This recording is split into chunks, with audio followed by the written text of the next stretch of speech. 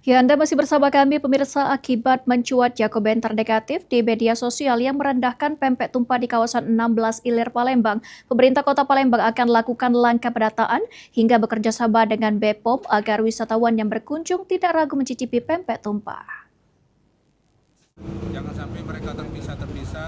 Asisten 1 Setda Kota Palembang, Ki Agus Sulaiman Amin menegaskan jika pemerintah Kota Palembang akan mengupayakan penataan terhadap kuliner pempek tumpah di Pasar 16 Ilir, dengan menjadikan pempek tumpah terkonsentrasi di satu tempat dan memudahkan wisatawan yang datang. Meski begitu, rencana penataan pedagang pempek tumpah masih akan dikaji lebih lanjut termasuk lokasi penempatan.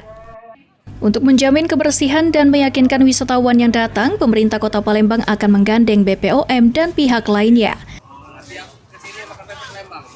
Sambil jalan, kita akan kelola mungkin penempatnya harus kita lokalisir, jangan sampai mereka terpisah. Jadi memang benar-benar ada kawasan pempek tumpah, mungkin kawasan kuliner khas yang lain, itu kita buatkan kawasan. Sandi Pratama, PAL TV.